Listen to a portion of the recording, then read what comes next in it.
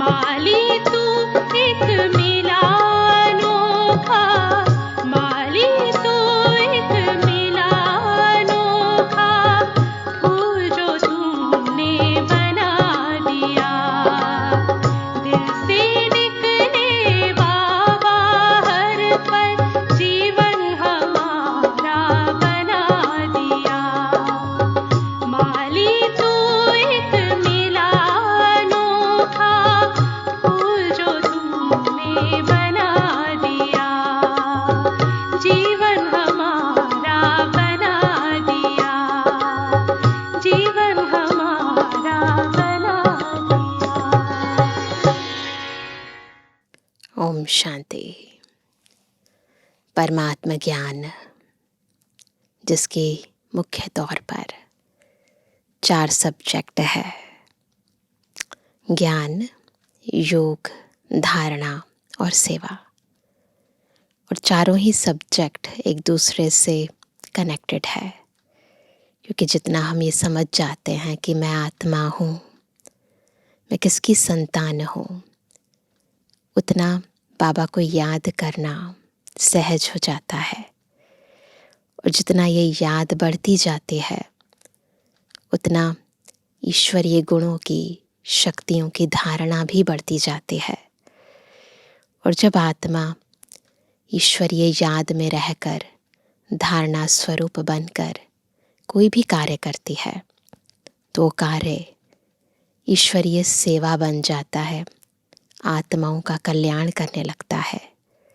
मनसा वाचा कर्मणा स्वतः ही शुभ और श्रेष्ठ बन जाती है, और जिससे न केवल स्व की अपितु सर्व की सेवा होने लगती है।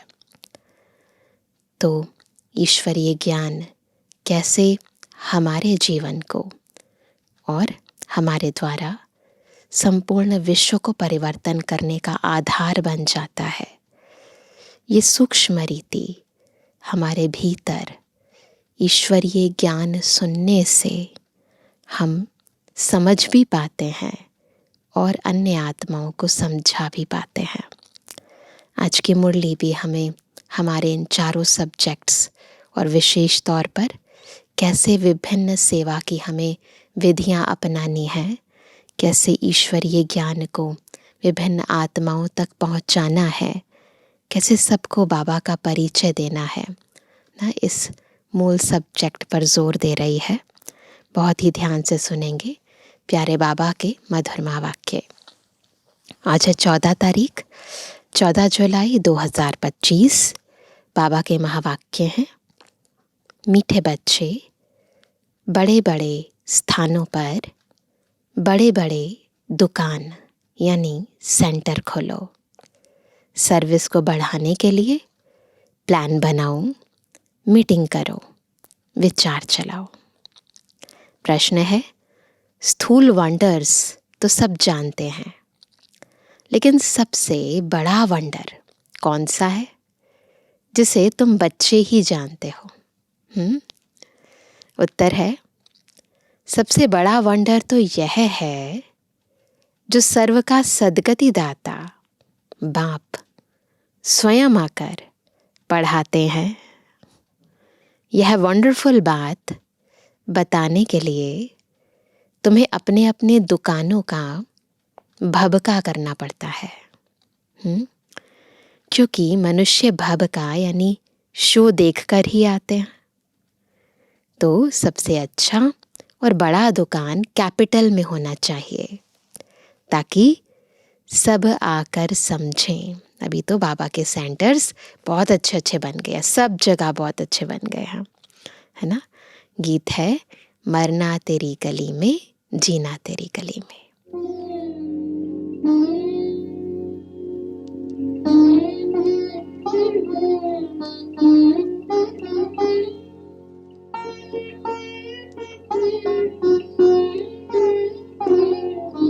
मरना तेरी गली में, मरना तेरी गली में, जीना तेरी गली में, मरना तेरी गली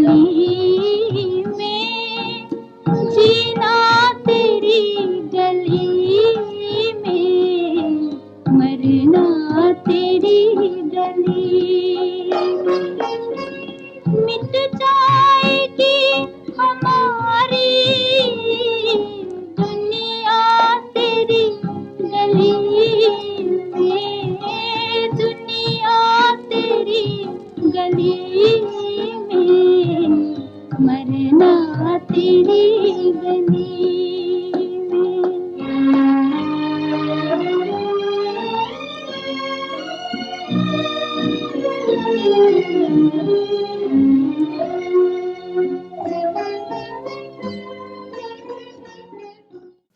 ओम शांति। शिव भगवानुवाच। रुद्र भगवानुवाच भी कहा जा सकता है, क्योंकि शिव माला नहीं गाई जाती है। जो मनुष्य भक्ति मार्ग में बहुत फेरते हैं, उसका नाम रखा हुआ है रुद्रमाला। बात एक ही है, परंतु राइट वे में शिव बाबा पढ़ाते हैं। अगर राइट तरीके से बातचीत करें तो शिव बाबा पढ़ाते हैं ना। वह नाम ही होना चाहिए, परंतु रुद्रमाला नाम चला आता है तो वह भी समझाना होता है। शिव और रुद्र में कोई फर्क नहीं है। बच्चों की बुद्धि में है कि हम अच्छी रीति पुरुषार्थ कर बाबा के माला में नजदीक आ जाएं। यह दृष्टांत भी बताया जाता है। जैसे बच्चे दौड़ी लगाकर जाते हैं, निशान तक जाए, फिर लौट आकर टीचर पास खड़े होते हैं। तुम बच्चे भी जानते हो, हमने 84 का चक्र लगाया। अभी पहले पहले जाकर माला में पिरोना है। वह है ह्यूमन स्टूडेंट्स की रेस। यह है रूहानी रेस। वह रेस तुम कर ना सको। यह तो है ही आत्माओं की बात। आत्मा तो बूढ़ी जवान व छोटी बड़ी होती नहीं। आत्मा तो एक ही है। आत्मा को ही अपने बाप को याद करना है। इसमें कोई तकलीफ की बात नहीं। भल पढ़ाई में ढीले भी हो जाएं, परंतु इसमें क्या तकलीफ है? कुछ भी नहीं। सभी आत्माएं भाई भाई हैं। उस रेस में जवान तेज दौड़ेंगे। बॉडी की बात है ना। यहाँ तो वह बात नहीं। यहाँ तो आत्मा जितनी पवित्र होगी ना, शुद्ध होगी, लाइट होगी, उतना तेज दौड़ेगी। तुम बच्चों की रेस है रुद्रमाला में पिरोने की। बुद्धि में है हम आत्माओं का भी झाड़ है, ऊपर भी झाड़ है ना।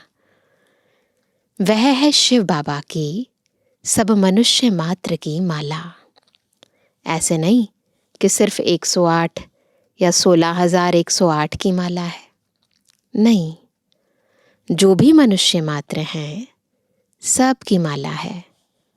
बच्चे समझते हैं नंबरवार हर एक अपने अपने धर्म में जाकर विराजमान होंगे, जो फिर कल्प कल्प उसी जगह पर ही आते रहेंगे।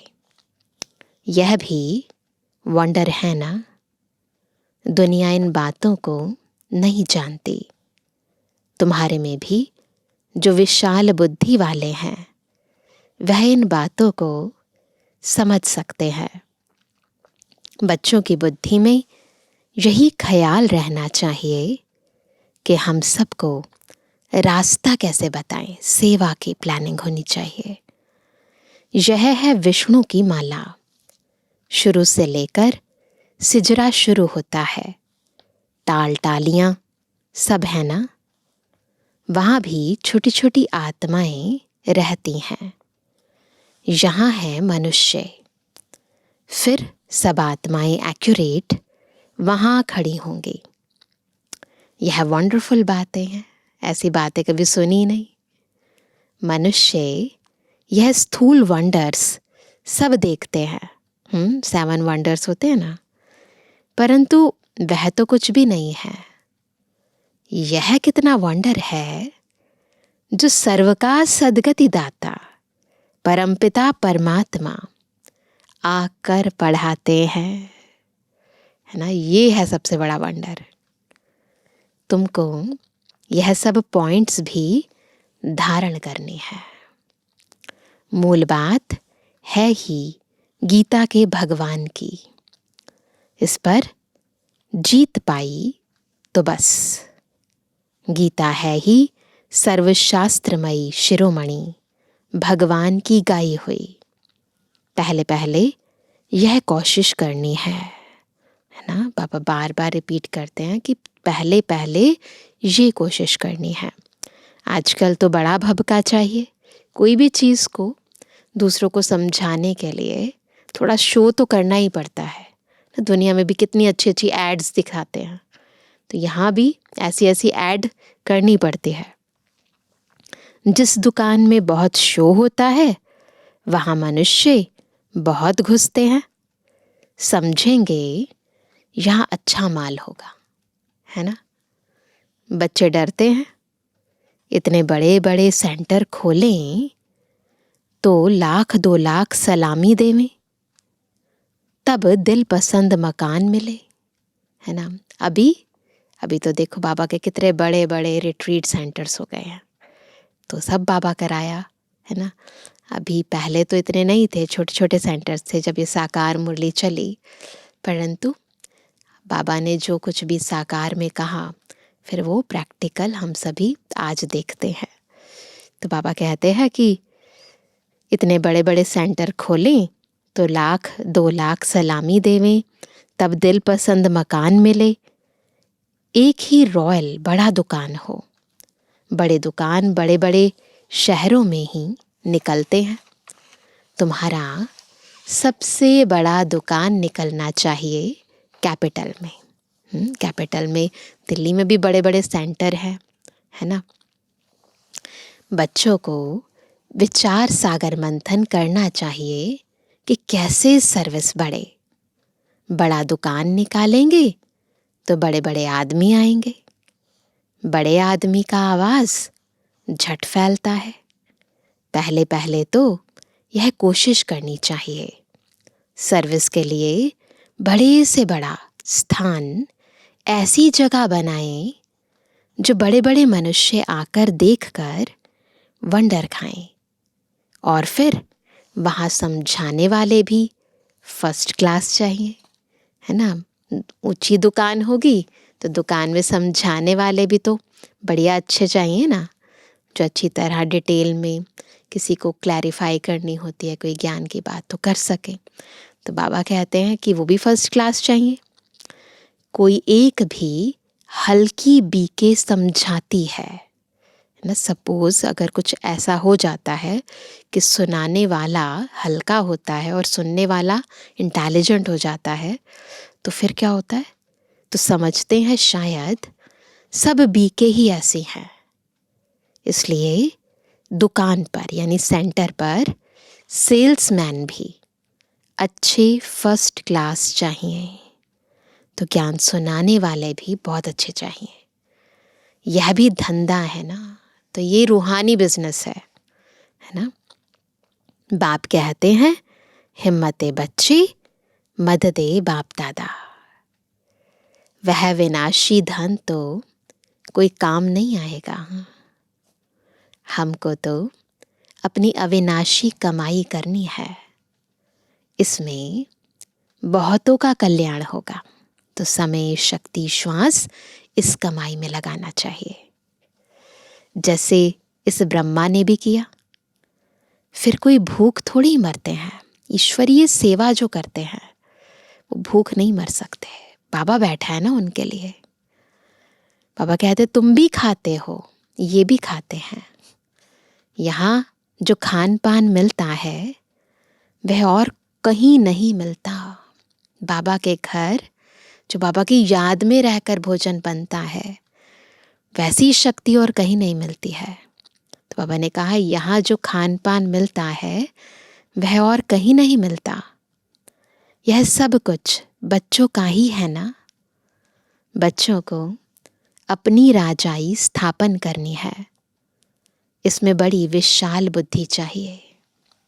कैपिटल में नाम निकला तो सब समझ जाएंगे, कहेंगे बरोबर यह तो सच बतलाती है। विश्व का मालिक तो भगवान ही बनाएगा। मनुष्य मनुष्य को विश्व का मालिक थोड़ी बनाएगा। बाबा सर्विस की वृद्धि के लिए राय देते रहते हैं। सर्विस की वृद्धि तभी होगी जब बच्चों की फ्राक दिल होगी। तो सेवा की वृद्धि के लिए दिल बहुत बड़ी चाहिए। छोटी दिल से सेवा नहीं होती। जो भी कार्य करते हो फ्राक दिली से करो। कोई भी शुभ कार्य आपे ही करना, यह बहुत अच्छा है। बाबा हमेशा चाहते बच्चे खुद करें। कहा भी जाता है, आपे ही करे सो देवता, कहने से करे वह मनुष्य, कहने से भी जो ना करे उसे क्या कहते हैं बाबा? Dash dash dash. बाबा तो दाता है। बाबा थोड़े किसको कहेंगे यह करो, इस कार्य में इतना लगाओ। नहीं, बाबा ने समझाया है, बड़े बड़े राजाओं का हाथ कभी बंद नहीं रहता है ना। राजाएं हमेशा दाता होते हैं। तो हम भी क्या बनने वाले हैं? राजाओं के राजा ना। तो हमेशा दाता है ना। कभी भी किसी से लेने का संकल्प ना आए, है ना। बाबा राय देते हैं क्या क्या जाकर करना चाहिए, है ना। खबरदारी भी बहुत चाहिए। माया पर जीत पानी है, बहुत ऊंच पद है। पिछाड़ी में रिजल्ट निकलती है, फिर जो बहुत मार्क्स से पास होते हैं उनको खुशी भी होती है। पिछाड़ी में साक्षात्कार तो सबको होंगे ना, परंतु उस समय कर क्या सकेंगे? अभी समय है करने का। एंड में जब रिजल्ट निकल जाएगी फिर थोड़ी ना कुछ कर पाएंगे। तकदीर में जो है वही मिलता है। पुरुषार्थ की बात अलग है। बाप बच्चों को समझाते हैं, विशाल बुद्धि बनो। अभी तुम धर्म आत्माएं बनते हो। दुनिया में धर्मात्मा तो बहुत होकर गए हैं ना। बहुत उन्हों का नामाचार होता है। फलाना बहुत धर्मात्मा मनुष्य था। कोई कोई तो पैसे इकट्ठे करते करते अचानक मर जाते हैं, फिर ट्रस्टी बनते हैं। कोई बच्चा भी नालायक होता है तो फिर ट्रस्टी करते हैं। ऐसे ही करते हैं ना। बच्चा नालायक है तो फिर ट्रस्टी करना पड़ता है। इस समय तो यह है ही पाप आत्माओं की दुनिया। बड़े बड़े गुरुओं आदि को दान करते हैं।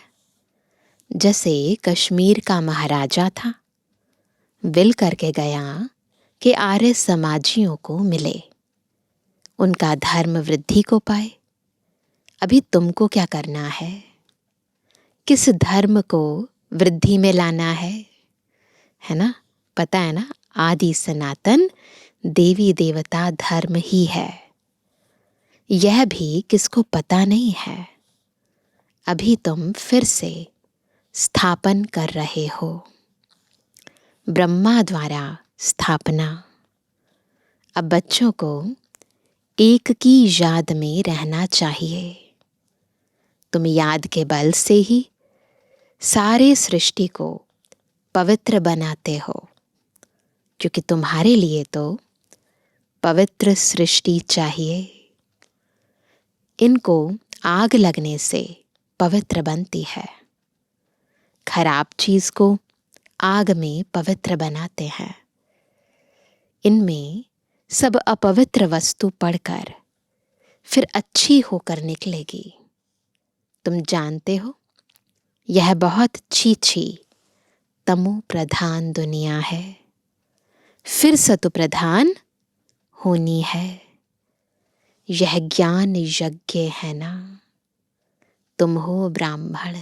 तो इस यज्ञ में हमें सारी छी पुरानी, है ना, जो संस्कार हैं, स्वभाव है, जो विकार है, सबको स्वाहा करना है।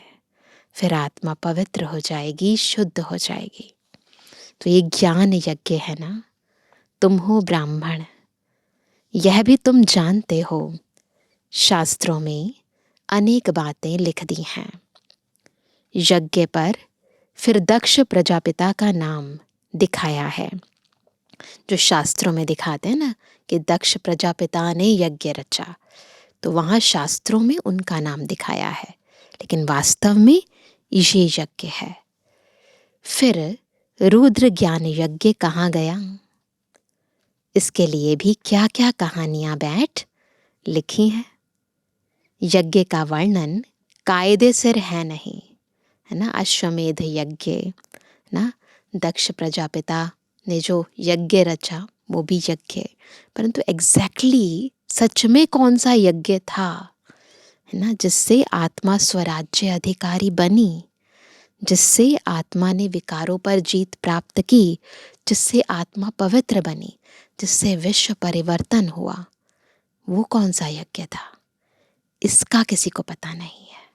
तो बाबा कहते यज्ञ का वर्णन कायदे से है नहीं, बाप ही आकर सब कुछ समझाते हैं। अभी तुम बच्चों ने ज्ञान यज्ञ रचा है श्रीमत से। ये जो ज्ञान यज्ञ रचा है ये श्रीमत से रचा है, शिव बाबा की मत से। यह है ज्ञान यज्ञ। और फिर विद्यालय भी हो जाता है, यज्ञ भी है। क्यों? इसमें पुरानी दुनिया की सामग्री, सब विकार, सब स्वाहा हो जाते हैं। और फिर विद्यालय भी है, पढ़ाई होती है। ज्ञान और यज्ञ दोनों अक्षर अलग अलग हैं। यज्ञ में आहुति डालनी है, सब कुछ अर्पण। ज्ञान सागर बाप ही आकर यज्ञ रचते हैं। यह बड़ा भारी यज्ञ है जिसमें सारी पुरानी दुनिया स्वाहा होनी है। तो बच्चों को सर्विस का प्लान बनाना है। भलगावड़ों आदि में भी सर्विस करो। तुमको बहुत कहते हैं, गरीबों को यह नॉलेज देनी चाहिए। बाबा बार बार जोर देते हैं, गरीबों की सेवा करो, गांव गांव में जाकर सेवा करो। सिर्फ राय देते हैं, खुद कोई काम नहीं करते, सर्विस नहीं करते, सिर्फ राय देते हैं कि ऐसा करो, बहुत अच्छा है, परंतु हमको फुर्सत नहीं है। नॉलेज बहुत अच्छी है, दुनिया वाले भी राय देते हैं ना, कहते हैं गरीबों की सेवा करो, इनकी सेवा करो, राय देते हैं ना, पर उनको खुद को फुर्सत नहीं है। तो बाबा कहते हैं नॉलेज बहुत अच्छी है, सबको ये नॉलेज मिलनी चाहिए। अपने को बड़ा आदमी, तुमको छोटा आदमी समझते हैं। बाबा समझ जाते हैं ना, तो जिस हिसाब से कहते हैं, जिस भाव से कहते हैं, तो जैसे ऑर्डर कर रहे हैं हमें, तुम ये करो, तुम ये करो। बाबा कहते हैं तुमको बहुत खबरदार रहना है। उस पढ़ाई के साथ फिर यह पढ़ाई भी मिलती है। पढ़ाई से बातचीत करने का अक्ल आ जाता है, मैनर्स अच्छे हो जाते हैं। अनपढ़े तो जैसे भुट्टू होते हैं, कैसे बात करनी चाहिए अक्ल नहीं। बड़े आदमी को हमेशा आप कह बात करनी होती है। देखो बाबा कितनी फजीलत सिखाते हैं हमें, किस तरीके से बातचीत करनी है, रॉयल्टी होनी चाहिए। यहाँ तो कोई कोई ऐसे भी हैं जो पति को भी तुम कह देगी। आप अक्षर रॉयल है, बड़े आदमी को आप कहेंगे। तो बाबा पहले पहले राय देते हैं कि दिल्ली जो परिस्तान थी, फिर से इसे परिस्तान बनाना है। तो दिल्ली में सबको संदेश देना चाहिए, एडवर्टाइजमेंट बहुत अच्छी करनी है, टॉपिक्स भी बताते रहते हैं। टॉपिक की लिस्ट बनाओ, फिर लिखते जाओ। विश्व में शांति कैसे हो सकती है, आकर समझो। 21 जन्मों के लिए निरोगी कैसे बन सकते हो, आकर समझो। ऐसी खुशी की बातें लिखी हुई हों 21 जन्मों के लिए। निरोगी सतयुगी डबल सिरताज आकर बनो। सतयुगी अक्षर तो सब में डालो। सुंदर सुंदर अक्षर हो तो मनुष्य देखकर खुश हो। घर में भी ऐसे बोर्ड, चित्र आदि लगे हुए हों। अपना धंधा आदि भल करो, साथ साथ सर्विस भी करते रहो। देखो बाबा कितनी अच्छी अच्छी युक्तियां बताते हैं। धंधे में सारा दिन थोड़ी रहना होता है, ऊपर से सिर्फ देखभाल करनी होती है। बाकी काम असिस्टेंट मैनेजर चलाते हैं। कोई सेठ लोग फ्राक दिल होते हैं तो असिस्टेंट को अच्छा पगार यानी मजदूरी देकर भी गद्दी पर बिठा देते हैं। तो बाबा ये तरीके बता रहे हैं कि कैसे मैनेज करो। यह तो बेहद की सर्विस है और सब है हद की सर्विस। तो हद की सर्विस तो इतने जन्मों तक की ही है ना, तो अब समय है बेहद की सर्विस करने का। इसके बाद तो मौका मिलेगा ही नहीं। केवल संगम युग पर खुद बाबा आकर हमें इस सेवा के निमित्त बनाते हैं, तो लेना चाहिए ना ये मौका। इस बेहद की सर्विस में कितनी विशाल बुद्धि होनी चाहिए। हम विश्व पर जीत पाते हैं, काल पर भी हम जीत पाकर अमर बन जाते हैं।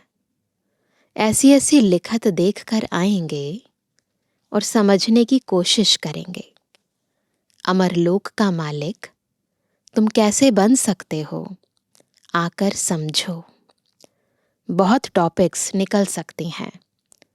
तुम किसको विश्व का मालिक बना सकते हो। वहां दुख का नाम निशान नहीं रहता।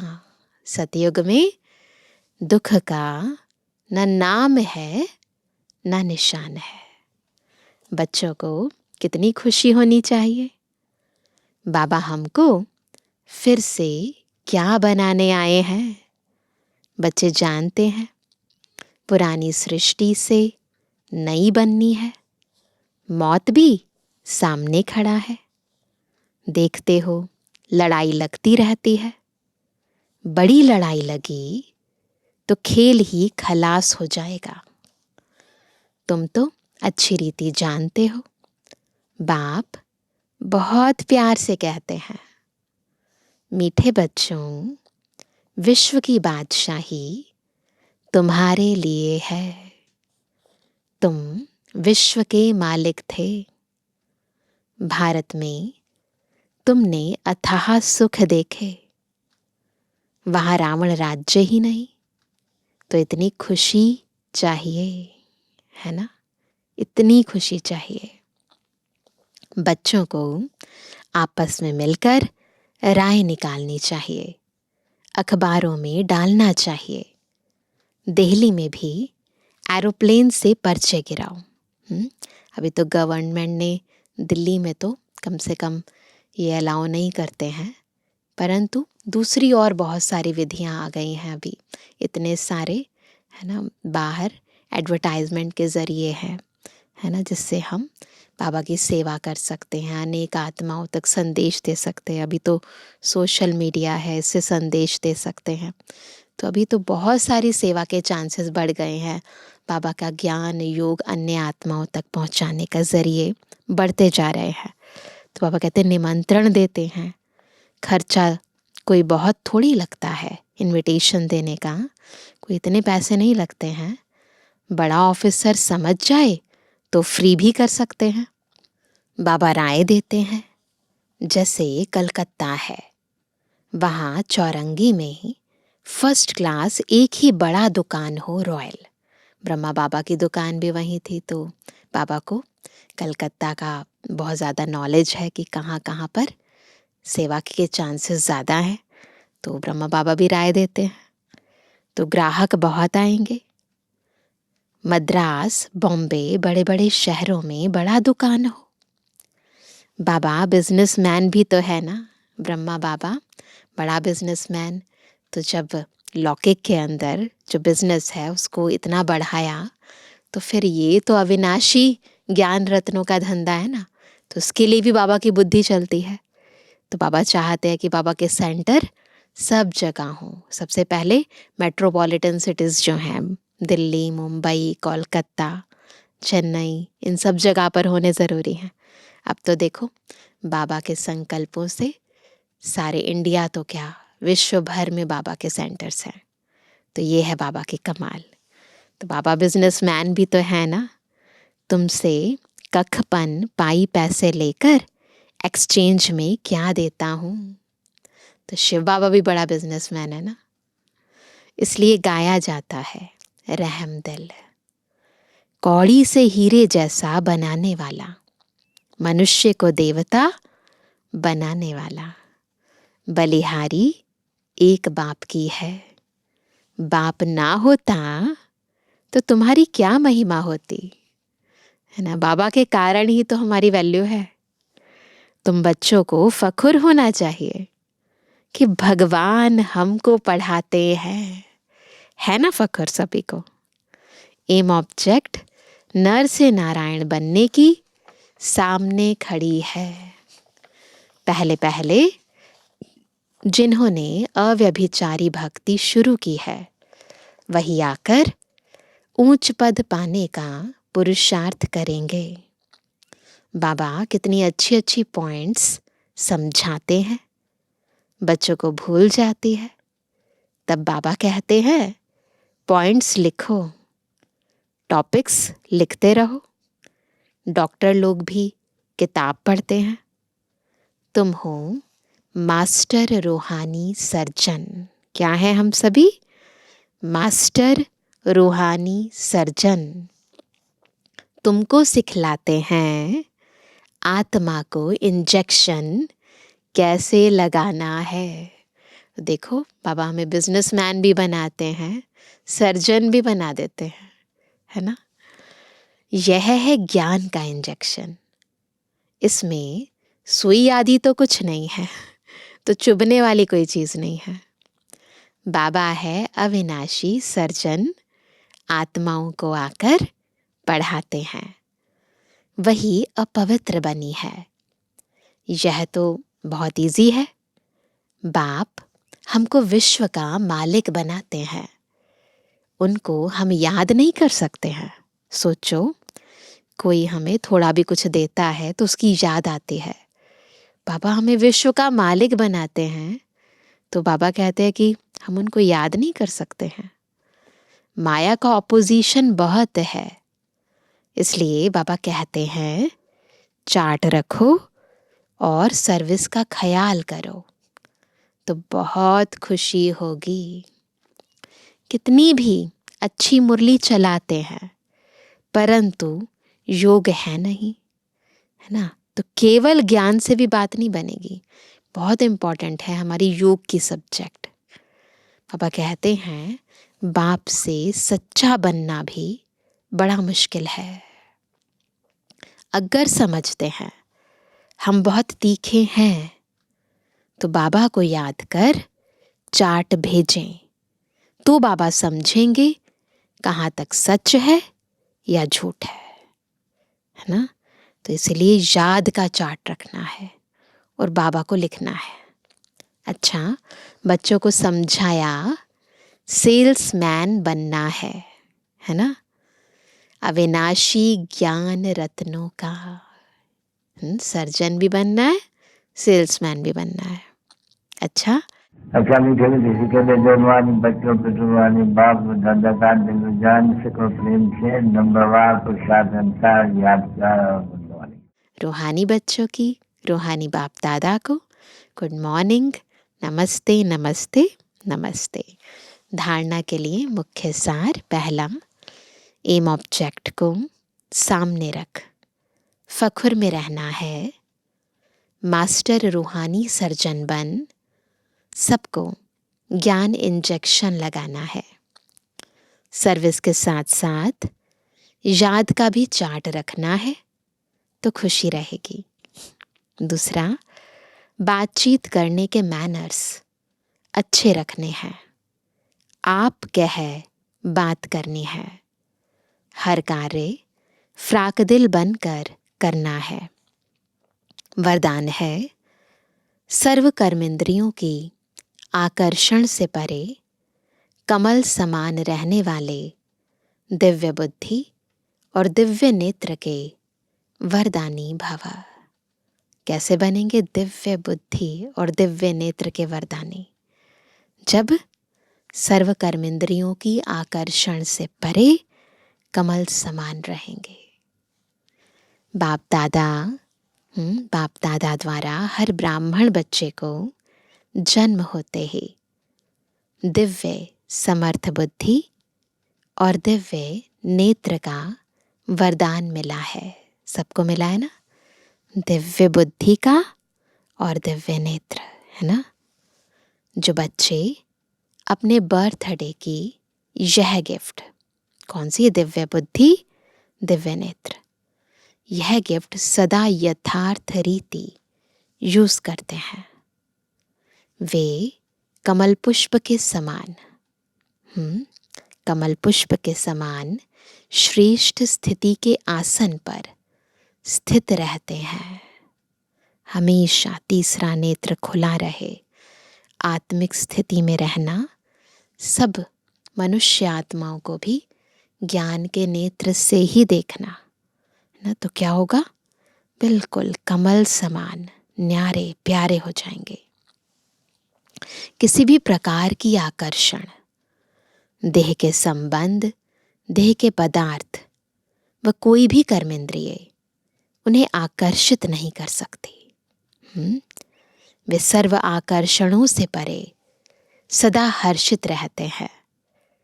वे स्वयं को कलयुगी पतित विकारी आकर्षण से किनारा किया हुआ महसूस करते हैं। तो इसलिए सदा ये दिव्य नेत्र, ये तीसरा नेत्र, दिव्य बुद्धि, ये खुली रहे, है ना। स्लोगन है, जब कहाँ भी आसक्ति ना हो, जब कहाँ भी आसक्ति ना हो, तब शक्ति स्वरूप प्रत्यक्ष हो। क्यों नहीं प्रत्यक्षता होती? आसक्ति है।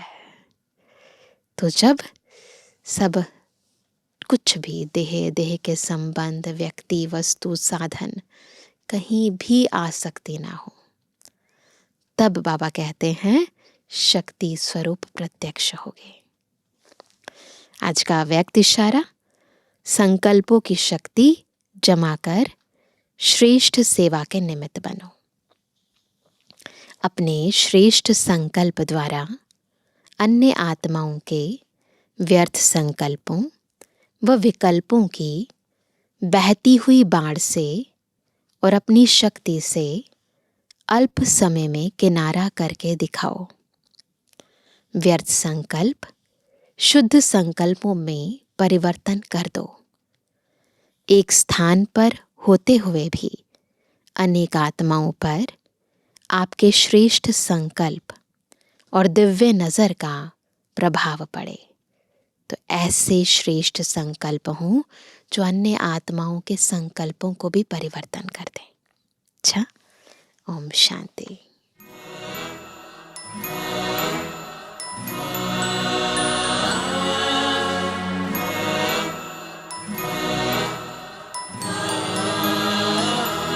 तपते मन को मेरी आत्म तृप्ति मिली, बुझ रहे दीप को जैसे दीप्ति मिली।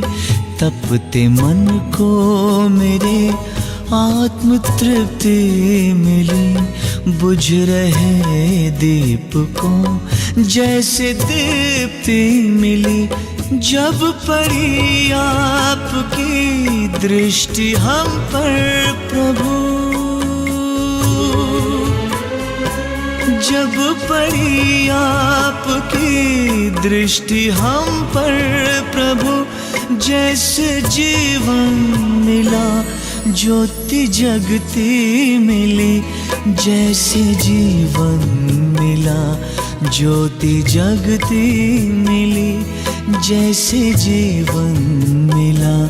ज्योति जगती मिली, तपते मन को मेरे।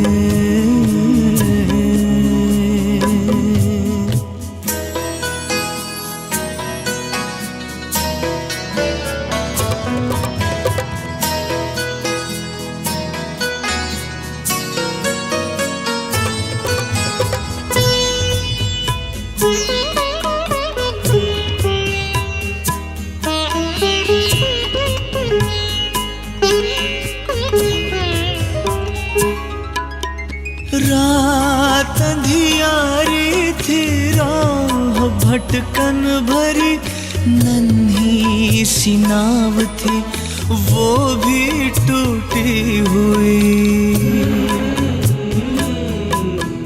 पार करना गम को सुगम था नहीं, पतवार मेरी मुझसे छूटी हुई। पार सागर हुए, पार सागर हुए, पार सागर हुए, पार सागर हुए। ऐसी शक्ति मिली, बुझ रहे दीप को जैसे दीप्ति मिली, तपते मन को मेरे।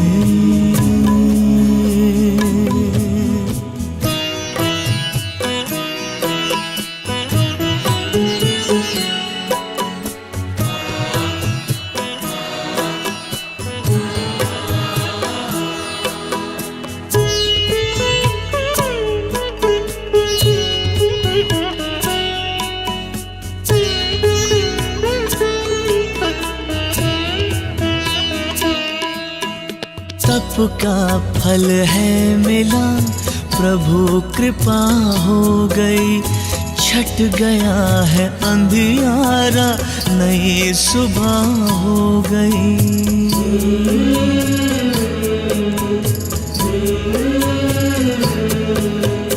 जन्मों के पुण्य मेरे आज उदय हो गए।